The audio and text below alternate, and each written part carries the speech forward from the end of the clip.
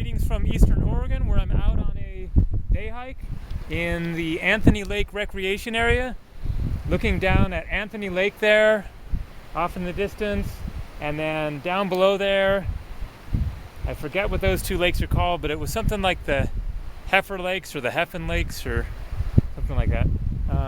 So I'm just out on a day trip.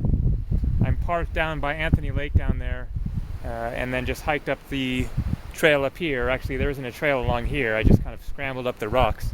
So I'm headed down the hill here, and just thought that I would tell a funny story from the rainbow gathering in Utah. I was just there about a week ago.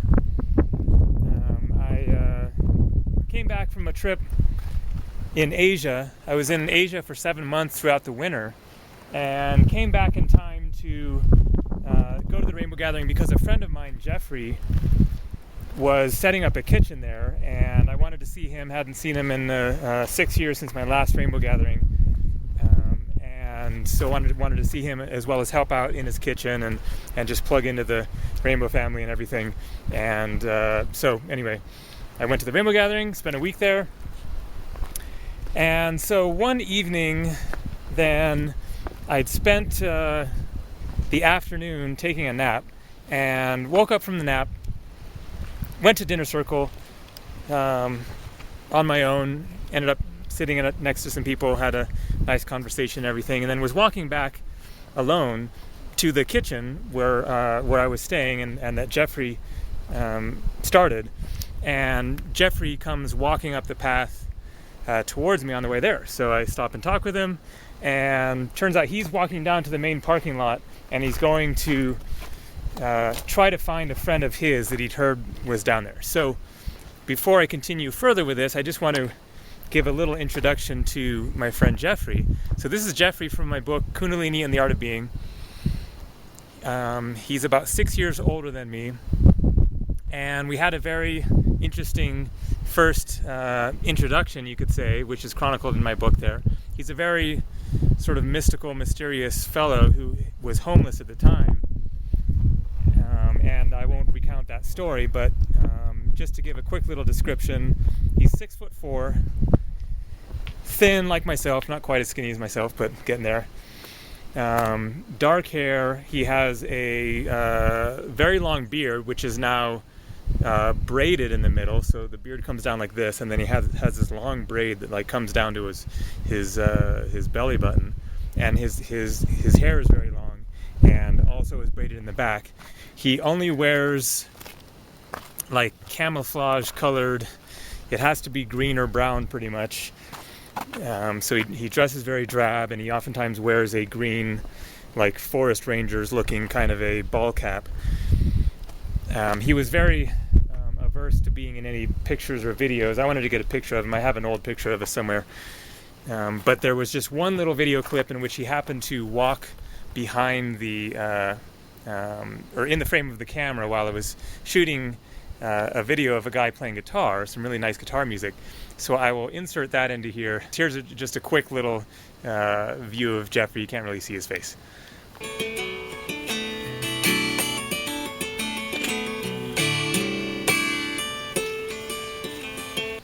So anyway, that's Jeffrey. So we walk down to the parking lot, try to find his friend. We have some good conversation along the way. It's about a mile and a half or so walk down there. We're unable to find his friend, and so we head back up the hill, back towards the gathering. On the way coming back, then we come to a little sort of way station of sorts. It's a campfire with some logs around it, and it turns out that Jeffrey knows the guy who is attending to that spot there, keeping the fire going, making coffee for people, cooking up stuff occasionally. And so we stop to take a break, sit around this campfire, and just end up shooting the breeze with both this fellow who's a fellow hitchhiking veteran. I've done a lot of hitchhiking, and there are 3 or 4 other people sitting around the campfire. We're just all bullshitting and whatnot. And then at some point then, this other fellow sort of appears out of nowhere, well, he sat down next to me, but I just kind of hadn't really noticed because was busy talking with other people. And then eventually, sort of, we noticed this other guy here, and he's definitely not the usual rainbow crowd. Here, I'll give a quick little shot of the scene here, as well as figure out where the heck how I'm getting down this mountain. Okay. So this guy is kind of a bit stout, kind of a little bit short, a little bit chubby, clean shaven, with a baseball cap on. And it eventually, or quickly becomes apparent that he's a little bit autistic. If I knew what his thing was, then I would say it, but I'm not sure. But Jeffrey said afterwards he was probably autistic. So he's very kind of down looking, maybe sort of mumbling to himself or something like that. And so someone says, what's up, how's it going? And he says, paraphrasing here, this is like the worst experience of my entire life, very total downer, like Eeyore frame of mind. And so he proceeds to tell us his little story, which is that he came there from Las Vegas. I don't know why he ended up doing this whole adventure on his own. He didn't quite go into that, but he's from Las Vegas, never hung out in the woods before. Somehow he came up with this idea that he was going to go have a good time at this rainbow gathering, and he got there with a ride with somebody that he didn't really know very well, who basically dropped him off, and then he was supposed to meet up with somebody, but he'd been trying to find this person all day, couldn't find this person. He'd lost all of his stuff, which was supposed to be somewhere nearby, but he couldn't find it. And so I pulled out my flashlight, and apparently his stuff was supposed to be somewhere nearby, so I pull out my flashlight, and we go looking around a little bit, and then find he has this kind of wheeled cart thing, which is next to this tent. So we find his stuff. It's all fine, but then he was supposed to stay in somebody's tent, and that's the tent that we're standing next to.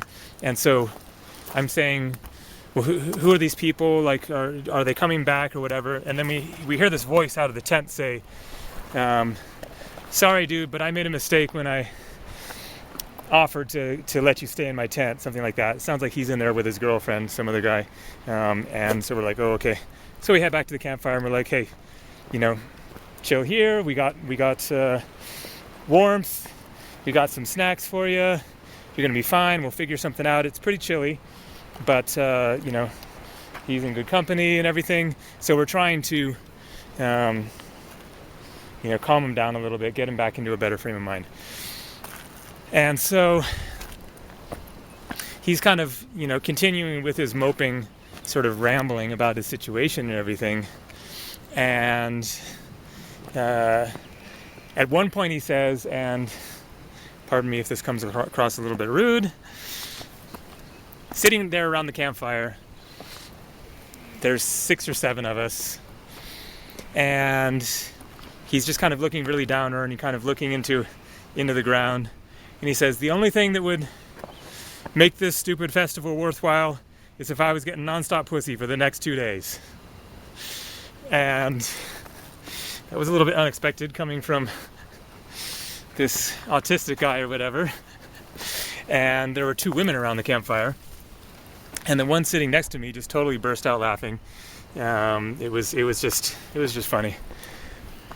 And so everyone kind of commiserates with him on that. And then at some point then, all right, I think I'm back on track here. This is where I came up. So he's just wearing a t-shirt. And at one point he starts to totally freak out. He's like, I'm freezing, what am I doing? Why am I here? He just goes into another freak out mode. And then one of the guys next to the campfire says, hey, there's a spare jacket over on that tree that somebody left that was being left there drying that you can have. And so I head over and grab the the jacket that's hanging on this tree and bring it over and hand it to him, and he puts it on, and he's feeling a little better, but he's really tired. He hasn't really slept in the past 2 days or something, and so he says, well, I'm just going to lay my sleeping bag down here and try to get some sleep for tonight. And he lays his sleeping bag on the opposite side of the log, and that's, I guess he goes to sleep, and soon enough Jeffrey and I mosey on our way and head back up to the main part of the rainbow gathering. So a couple of days later, I'm talking with Jeffrey, and I ask him, hey, he'd come up the next day from that same trail again. So I asked him, hey, was Cambion, the guy's name was Cambion. I asked him, and he says, oh yeah, he was still there. He was hanging out. Seemed like he was doing okay. And then another couple of days later, I run across him in a different part of the gathering, the main part of the gathering. And so I stop and talk with him, and he seemed like he's doing all right, but he's still in his Eeyore frame of mind. And so I ask him what's going on, how's it going and stuff, and he's like, I hate this rainbow gathering. I'm trying to find a ride out of here as soon as I possibly can. All I can say is, after I leave this place, I hope to hell that I never see a forest again for the rest of my life. So I kind of laughed at that, not his thing, obviously. I did see him one more time as I'm leaving the gathering, and he was down with all the other hitchhikers with a sign that said Las Vegas, and trying to communicate to people that were taking off, saying, I have gas money, I'll help pay for gas if you can get me to Las Vegas. And that was the last I saw of him. So I don't know how he got himself out of there. Hopefully he did. I'm sure he did eventually. I'm sure that was quite a learning experience for him. He's going to go back to Las Vegas, get back on his computer. Oh yeah, that's right. Another thing he kept complaining about was the lack of wireless. This was like the first time he'd been away from the internet for a day, like in his life or something. And so I'm sure once he gets back to his home in Las Vegas, gets back on his computer, he's going to look back on this rainbow gathering experience and be like, that was a learning experience. Man, do I love my cushy, air-conditioned apartment in Vegas now. So, sometimes learning experiences aren't always fun, but they can certainly put your life in perspective one way or another. So, pretty interesting character. All right. Cool, coming up to another good viewpoint here.